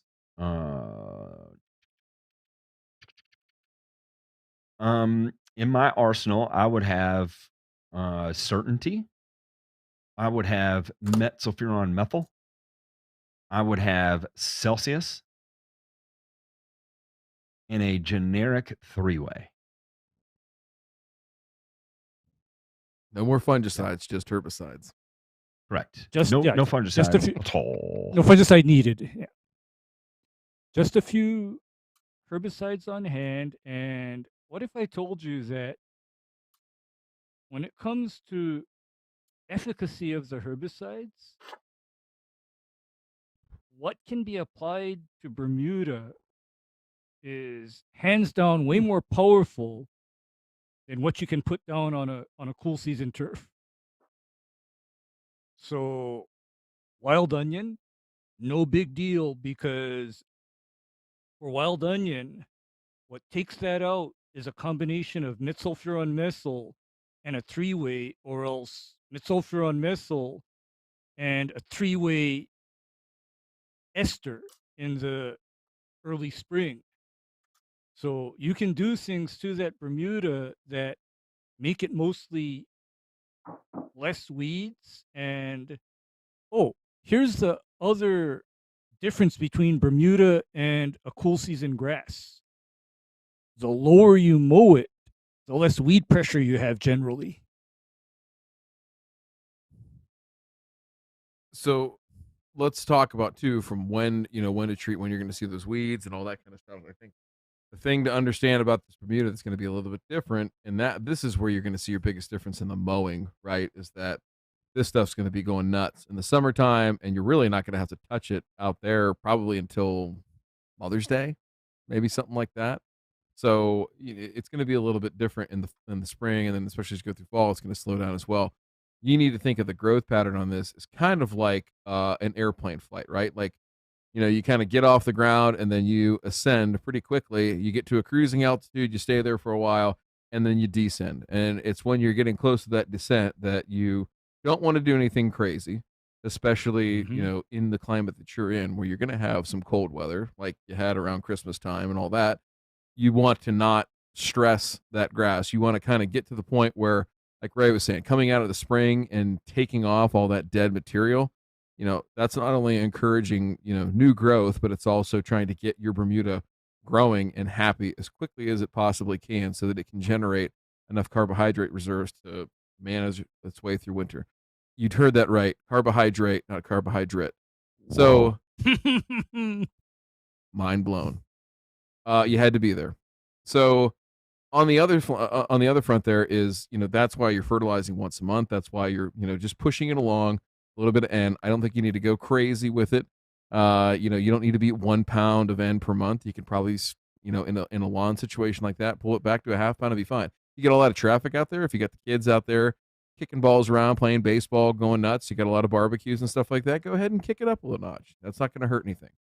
But as you get towards the end of the summertime, so August and definitely September, all your N applications cease. No more. So the whole idea of fall feeding like you would normally do with a cool season lawn, that is completely off the table. We do not need to do that. Okay. So wintertime, the things that are going to predispose this to failure, i.e. winter kill, are going to be a couple of things. Number one is going to be desiccation, which means drying out of the turf, right? So if I'm remembering looking at the house there, the front lawn, whenever it gets done, is going to be kind of shielded from, those really heavy north winds. Maybe some westerlies whipping through there, but for the most part, it's going to be your backyard that's the most exposed, right? Because you're going to have north and west winds ripping over top of that at all times. So, there are things that you can do to help out with that, especially if you're going to have a dry winter, but I don't think you really have a whole lot of that going on. The thing that's probably more concerning is, prolonged ice cover, right? So not so much snow for the most part. You can live through snow and be just fine. Iron cutters are pretty darn resilient grass, but ice and Bermuda do not go together very well. Same thing for uncovered, so no snow cover for long periods of, single digits and things like that, which can happen. It's not usual or typical, but the foundation fields, like where all the iron cutter in the world comes from, are actually in Oklahoma there. And they've been, they've had multiple days now in the last 2 years where they've been completely uncovered, no snow cover, down in single digits, and have held up just fine. So not saying that you're not going to lose anything. What we've found, and I'll tell you this from, a Midwestern perspective, a little bit further north, but it's generally lower pockets, in the ground where water sits and freezes, and you do get that ice accumulation, so like you get a melt and then it refreezes or something like that. And it does that repeatedly, over the course of several days or something like that. That could be problematic. So another reason why, and I should have said this too at the top when I was talking about, adding that soil and things like that, even if it's for nothing more than to correct some grades and just try to smooth things out a little bit, it would be to your benefit to do that for just that reason alone, let alone growing in better soil. So keep that in mind too. And I think, get through that first year and figure out what kind of adjustments you need to make. Even if you lose a little bit of grass, if you've got I'd say a couple of plants inside of a, 2 or 3 square foot area, and you notice that, oh man, I lost a lot of this, but there's still a few plants left, and it's May when this stuff's just waking up, you'll be fine by July 4th. Like, it's that aggressive. So, that's the one thing to prep leadership for, right? That, hey, listen, it's and this is what I always say is that, it's going to look its worst in April and May, like right at the very tail end of when it's dormant period, right? That's when you're looking at, you're like, all right, we got to see what's going on. And something else you can do too, to that end, we're doing it here right now in Ohio, in anywhere in the transition zone. If you've got Bermuda and you want to see what you're working with, is just go take a plug. Doesn't have to be particularly big. Take it with a shovel. You can take it with a cup cutter. You can take it with a pro plug or whatever you've got. Take that and set it in a pie pan and put it in your window and keep it watered, like inside the house. Make sure it's got access to good sun, and that'll green up pretty quick between the temperature of the air in your house, right, warming up the soil, and then having access to good sun. You'll find out what you got. So there's some times where you put those plugs in your window and everything's green in 7-8 days, and you're like, all right, hey, this is gonna be a good year. And then there's other times where you're like, okay, so let's see. You start taking more plugs because you got nothing growing. You're trying to figure out how widespread the damage might be, and start calculating the bill in your head. So those are just tips, and I really want to stress this because it sounds like you're walking into uncharted territory, and I get that feeling. I mean, lifelong 100%. Cool season Ohio guy here that took the same plunge, albeit I didn't have a wife looking over me. I had more like an entire community of people that were looking over me. But either way, both of our dicks are on the deli slicer here, and it's inching ever closer to being on the scale. And we don't want that to happen, okay? Salami is not on sale this week, as far as my Kroger's concerned. So what I'm going to tell you here is just keep it basic. Do not overthink it. Do not overdo it. You have way more power to control a few things than trying to add complexity, like what Matt and Ray were both saying. So the bottom line is this: is if you can get it installed and keep it alive such that it can get established, after that, mow it, water it when it needs it, fertilize it. The rest will take care of itself. It's a pretty amazing plant. So that's my end of my TED talk on this whole thing. But what other questions do you have? You know, we're not trying to run you out of here, but you seem like you probably have a lot of questions. We talked a lot because we all want to see you be successful. Sorry. Yeah, I guess I'm still. Maybe the most basic question is: so when we say take that 2,000 square foot area in the backyard and show up with a few pallets of sod, what's that look like? You know, the week Oh, before, the sure. day of, like. Great question. Great question. Okay. So, okay, go ahead, Ray. Okay. Because you have a cool season grass and you're converting to warm season, it is as simple as did the week before, removed to final grade right before sod comes, and then sod is down, rolled, made flat, and then kept irrigated. How are you planning on ground prepping that area before you lay the sod down? What machinery, tools, equipment do you have available to you? So I'm not sure yet on what ground prep. I mean, I guess I started today thinking that there was going to be more people in the plug camp than this camp. Um, got access to tractor, skid steer, so Harley rake and tiller. I guess are my two Okay. Okay. easiest And things to reach for. there's going to be one more thing that I want you to source: a 750 to 1,000 pound roller. Jeez. Damn. And do you know why? So I can watch it Because- there, sit there without anything. No. So that by the time's all said and done, this sod install is flat and smooth. Yeah. Okay? I'm going to repeat. This install needs to be flat and smooth because a flat and smooth Bermuda turf install is probably one of the most important things I can think of. I mean, it has to be, because at the end, you don't have a very high tolerance for uneven or bumpy ground. This is a little different because this has to be more like one of Ryan's sports fields, okay? Flat and smooth.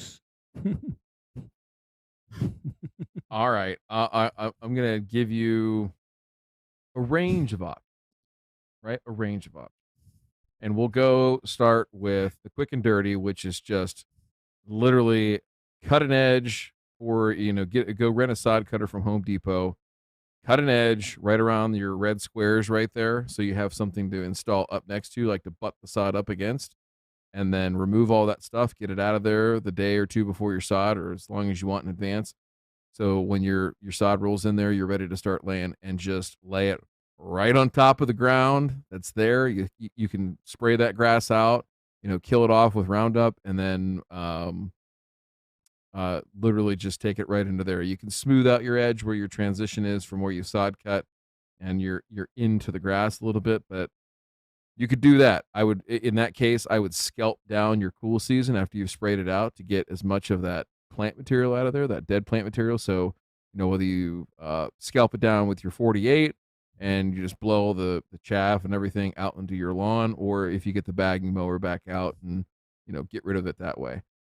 You know, I'm not going to say I don't recommend it. It really just depends on, you know, down the line, two things. Number one, if you decide to turn up the dial and you start real mowing this and everything like that, you're going to be kicking yourself that you didn't do this, number one. And number two, you mentioned, about the durability, playability, all that kind of stuff. So if you have the time on the front end to prepare this, coming into like May, I would strongly recommend that you do this. Now, so what can you do or what should you do? The other things that you can take to heart is just bring in some soil, right? And do the same thing I just said. You're going to add this next layer of complexity, right? So you've kind of perimetered or picture framed everything out with your sod cutter, so you've got a nice edge to lay up against. You've kind of tapered the grades where you're going back up into your lawn to make that look and make sure you don't have that like shelf where the sod's been cut. And then from there, you're going to add soil into your low areas and just kind of do like a Ryan Knorr style leveling. You've seen those videos, I'm sure, on YouTube where people are just throwing soil or sand right on top of their lawn and trying to smooth things out and doing the best they can to float that and essentially get it where it needs to be. Nothing wrong with that. It would work, and I think it would be highly effective. If you don't want to go any further than that and you have a pretty evened up lawn, it's going to be a little bit of work, but that's part of it, right? If you want to have that higher level or higher degree of accuracy. The last one is you're going all in. You're going to go out and how comfortable are you running equipment? When I say equipment, I mean like bigger stuff, and I maybe not like talking like a freaking Mini X or anything like that, but just in general terms, 1 to 10. Yeah, I'd give it a 9. All right. Eric's out here to go fuck. He's I out here kind to of like fuck some that shit kind up. of shit, right? I mean, yeah. Okay, so now you're going to go to the local rental yard and you're going to get yourself a dingo and you're going to get yourself a power rake on that dingo. And you're going to go out and power rake some of this soil up and really smooth it out and get your grades nice and even.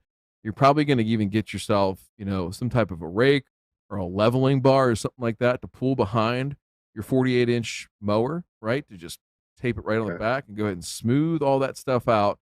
Just like you're dragging a baseball field or something like that, and get it real nice and smooth so that when your sod comes in, you've got a perfectly prepped piece of ground.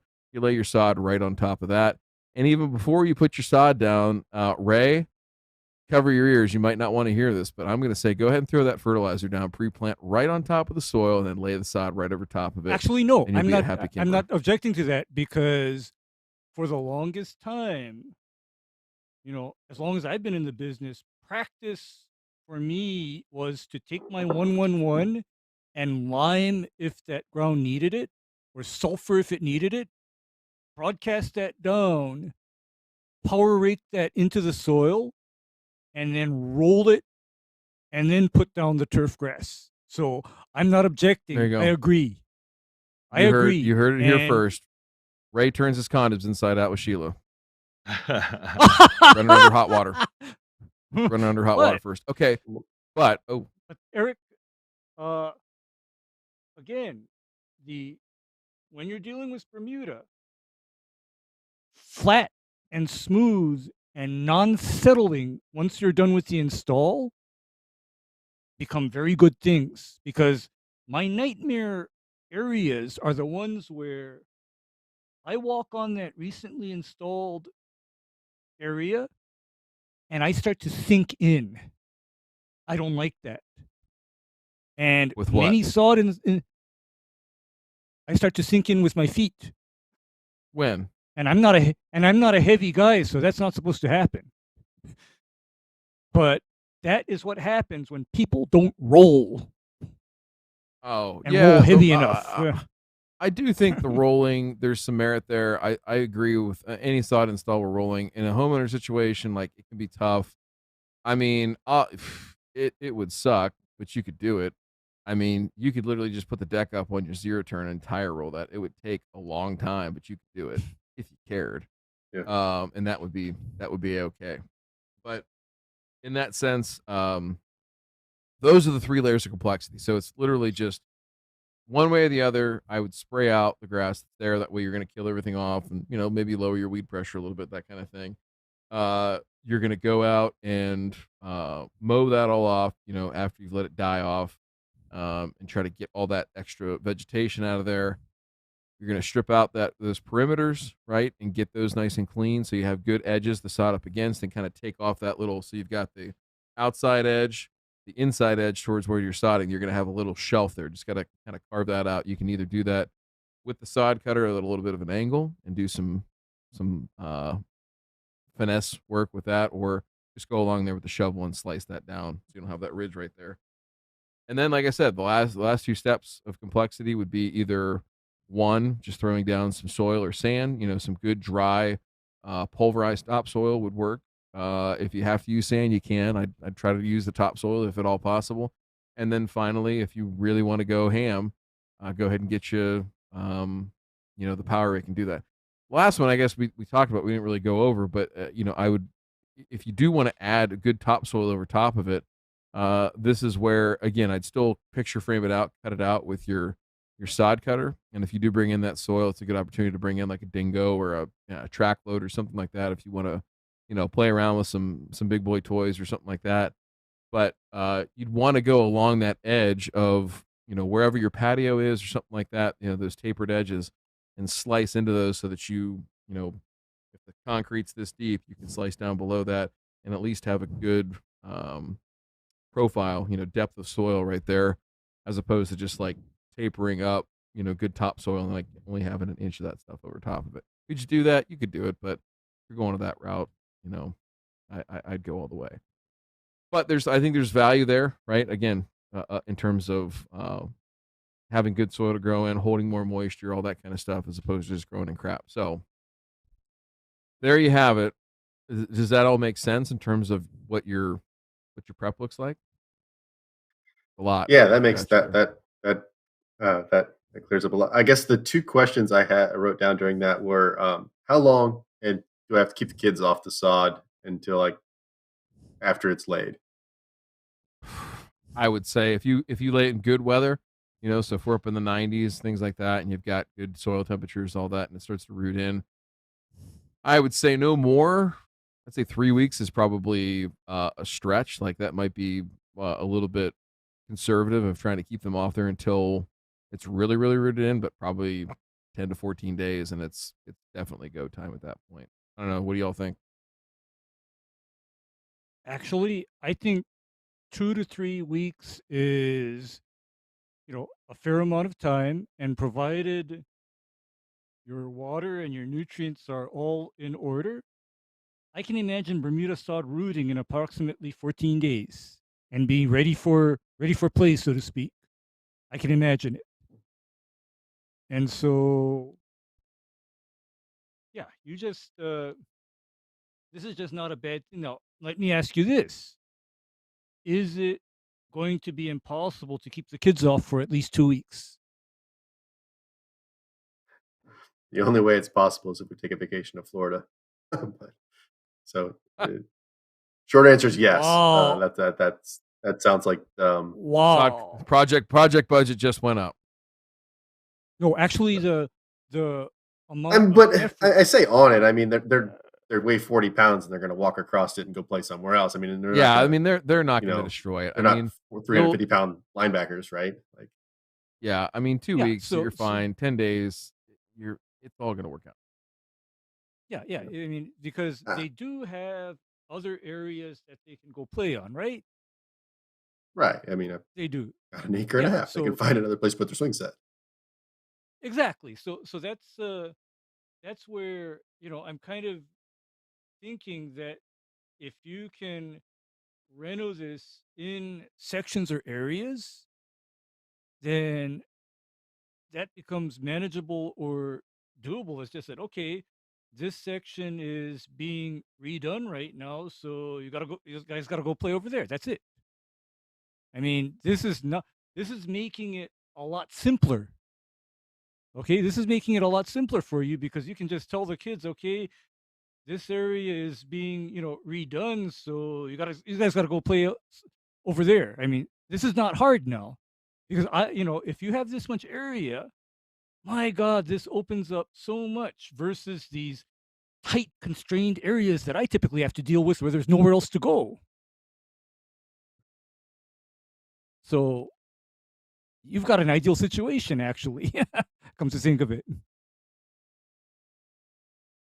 I guess my last question I wrote down was, what's kind of the biggest cons of the plugging that we, I guess, started with Ray's suggestion of going out there with the old DeWalt drill Time. and making a bunch of holes. And what's the negative there? Labor and growing. That's the cons that I can think of, because I do this with the preface that I'm going to be there to fertilize it and keep it watered until it pops back up. And at first, and the other thing that I'm going to kind of caution you on, even though you said that you're a function person, is at first, when the Bermuda first comes up, that area is going to look extremely weird. Because you're going to see all of the little tufts of Bermuda popping up. Okay, so you're going to have that at first.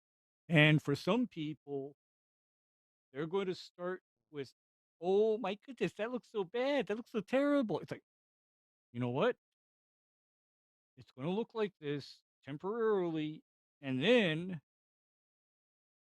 it's going to transition over to Bermuda, and you're no longer going to be dealing with the issues that you had with the old grass. So that's the cons that I can think of. Those are the main ones, you know. And also, when I'm talking about plugging for that one day, it is also a commitment where you've got these sheets of sod that once you have the sheets of sod, once you start this, you got to keep going until all of that sod has been turned into plugs and has been installed in the lawn. It's a little bit of a commitment where you're once you have the sheets of sod, you are beyond the point of no return. You're committed. That's my cons that I can think of. Yeah, I would say the same. I think you've. Here's what I would say. Okay, if that side area is not so important to you, I would try and maybe mess around with that, even if it's only part of that area, and just see what it's like, because it is a It's your patient practice area. process. Yeah, and that's your and maybe practice see area if for the. You can. for the front. Yeah, for the front, I don't see a problem with that, and maybe it helps you get some more sod down on the front, right, instead of wasting it on the side, and you can just see how far out. I mean, man, there's so much more to talk about with establishment that we could sit here all night. I mean, dormant plugging, I think that's an option, right, of getting stuff in the ground early so that when it starts to pop, you've got good spring rains and, you know, warming soils, and you can go ham with that all winter long, right? When it seems like there's nothing to do, go out during that extended lunch break and, you know, be like Andy Dufresne taking rocks out of his cell, right? That is completely lost right now with that movie reference. He was like Andy Dufresne, great baseball player back in 2005. Third baseman, gosh, hot corner, he's great. Loved him. Anyway, that'll be said. By the way, go Redbirds, right? Hey, that's right. Hi, right here, buddy. I got you. All right, one more question, and then listen. We don't want to rush you out of here, but we got to get going, and we want to hear more about this. You're on the Discord server. You're a patron and a good member. You came to Louisville. He even brought his dad to Louisville. That's how committed he was. I had beers with this guy's dad. It was intense. They're both Northeast Ohio guys. Do you know that this guy grew up? Now he's a little bit younger than me, but he grew up probably about a 35-minute drive from the ancestral home of Ryan DeMay, if you can believe that. So he's a Canadian transplant. He's another Canadian that is. Yes. All night in the chat, everyone thinks that you two are related. It's true. We are related.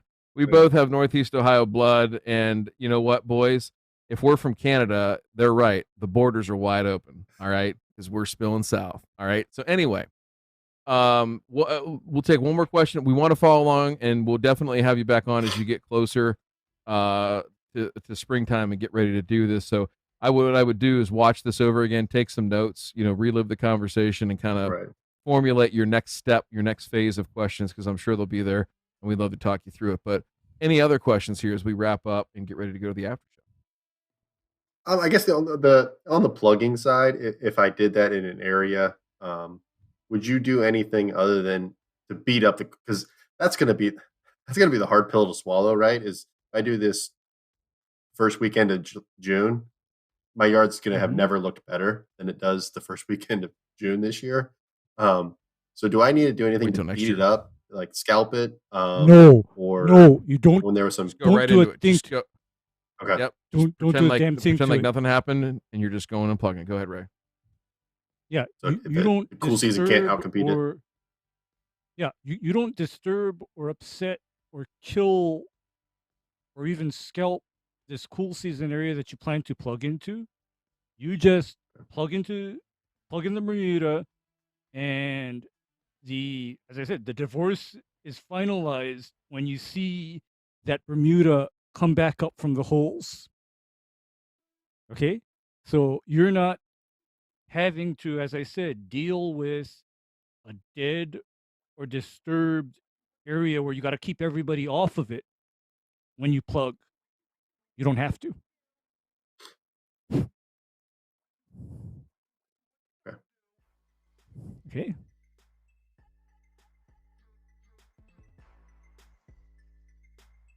Bueno.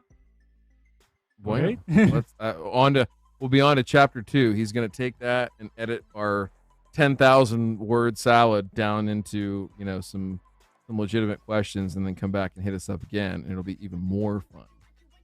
Yes. Good luck. All right, we are going to head to the show after the show. For those of you that have never checked it out, it is adults having adult conversation. If you're into that kind of thing, great. If you're not, no harm, no foul. We will not be mad at you. Check it out over at patreon.com/burn return. Otherwise, we'll catch you on the flip side.